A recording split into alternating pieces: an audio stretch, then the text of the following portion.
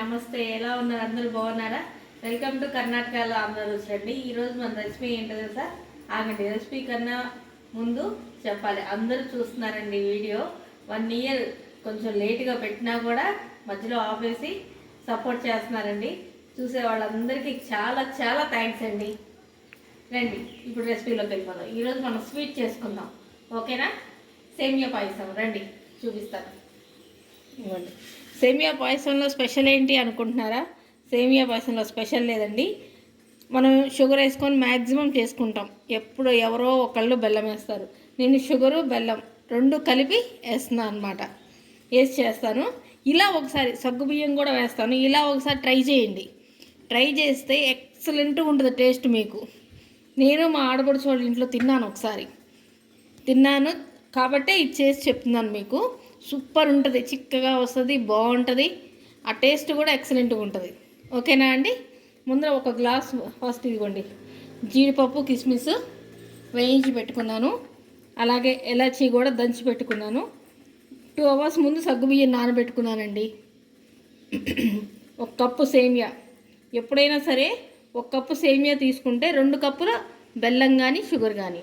నేను 1 కప్పు బెల్లం వేసుకొని 1 కప్పు షుగర్ వేస్తాను, చూపిస్తాను మీకు వేసేప్పుడు కూడా. ఓకేనా అండి? ఇవి మనకు కావాల్సినవి. పాలు కాగుతున్నాయి. దీన్ని డైరెక్ట్ పాలతో కన్నా 1 గ్లాస్ వాటర్ బాయిల్ చేసుకోవాలి. బాగా బాయిల్ అయి ఉన్నాయండి. నేను సిమ్లో పెట్టాను. ఇప్పుడు బాయిల్ చేసుకున్నాక మనం ఇప్పుడు ఇది బాగా బాయిల్ అయి ఉన్నాయి కాబట్టి ఫస్ట్ సగ్గుబియ్యం వేసుకోవాలండి. నానిపోయి ఉన్నాయి కాబట్టి 1 గ్లాస్ వాటర్లో చక్కగా దగ్గరగా ఉడికిపోతాయి. ఎంతోసేపు పట్టదు, 10 or 15 మినిట్స్లో చక్కగా ఉడికిపోతాయి. ఇది కూడా మంచి వాటరేనండి. మంచి నీళ్ళలో నానబెట్టాను. ఒకసారి ఇలా కలుపుకొని ఉంచేద్దాం.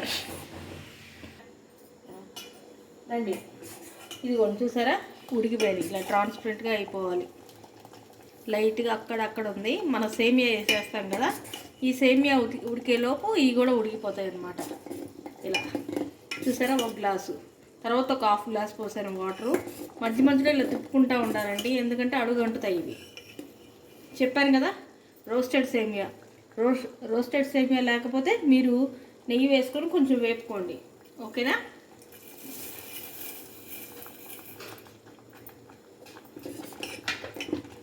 ఇప్పుడు ఇది ఉడకబెట్టేద్దాం. ఊరికే ఉడికిపోతాయి సేమియా కూడా, ఎంతోసేపు పట్టదు దీనిలో.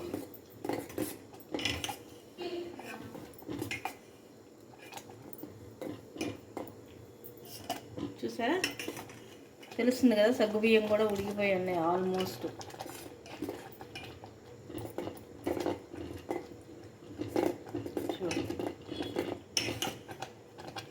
ఇప్పుడు దీన్ని బాగా చిక్కగా అయిపోయింది కాబట్టి మనం దీనిలో కొంచెం పాలు పోసేసుకుందామండి. పాలు కాచి పెట్టుకోండి ముందుగా.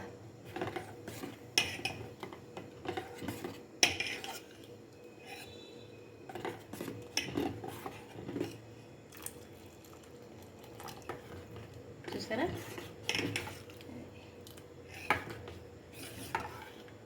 2 నిమిషాల్లో ఇవి కూడా కొంచెం ఇవి ఉడికేదాకా కొంచెం తిప్పుతూ ఉండండి, అడుగు అంటకుండా. స్టీల్ గిన్నె కదా పెట్టుకున్నాం, అడుగు మందం పెట్టుకున్నా స్టీల్ గిన్నె కదా, కొంచెం తొందరగా అడుగు అంటుతుంది.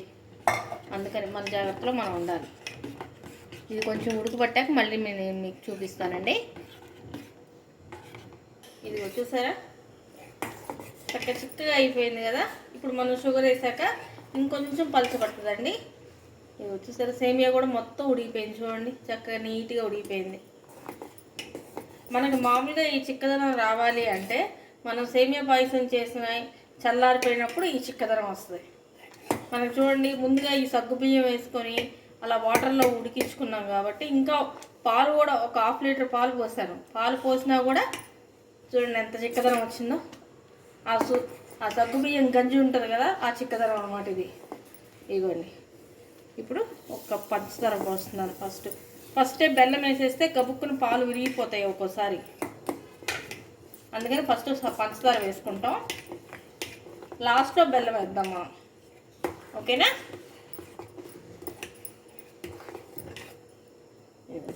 చూసారా, కొంచెం పలచదనం వచ్చింది. దీనిలో యాలక్ పొడి వేస్తున్నానండి.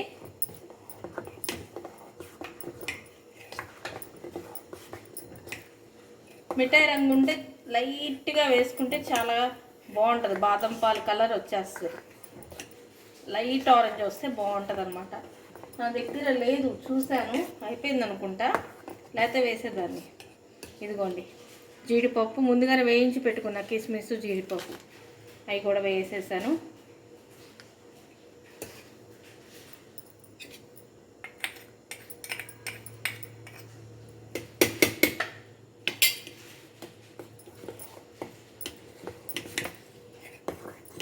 ఇప్పుడు మనం దీనిలో బెల్లం వేద్దాం.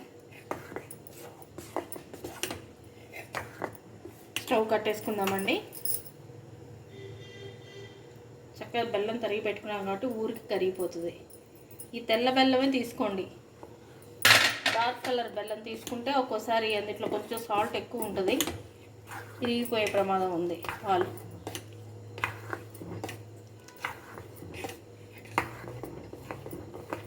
ఏ కలర్ వేయకుండానే బాదం వచ్చేసింది, చూసారా? బాదం కలర్ వచ్చేసింది. నిజంగానే కలర్ వేయకుండానే బెల్లం వేయగానే కలర్ వచ్చేసింది.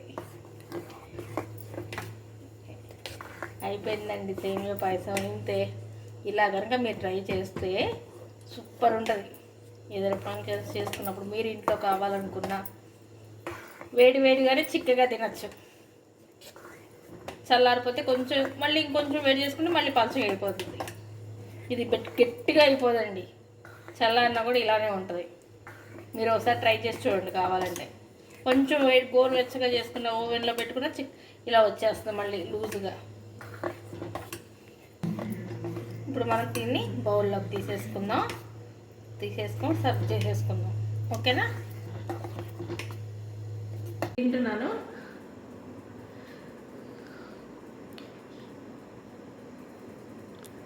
కరెక్ట్గా ఉంది స్వీట్. చెప్పాను కదా, ఒక కప్పు కానీ ఒక గ్లాస్ కానీ సేమియా తీసుకుంటే 2 కప్పులు షుగర్, లేదంటే 2 మిక్స్ చేసుకున్నారంటే బెల్లం 1 కప్పు, షుగర్ 1 కప్పు, అంతే. 1కి 2 స్వీట్ కరెక్ట్గా సరిపోద్ది. స్వీట్ కొంచెం తక్కువ తినే వాళ్ళైతే ముక్కాలు వేసుకోండి, 1 ముక్కాలు వేసుకోండి. 1.5 వేసుకుంటే 1.5 వేసుకుంటే అది సరిపోదండి. 2 కరెక్ట్గా ఉంది.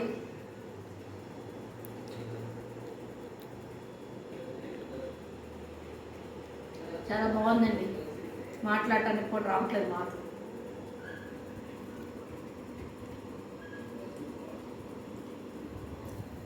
సేమ్ ఇవే మెజర్మెంట్స్తో చేసుకోండి, సూపర్ ఉంటుంది సేమియా పాయసం.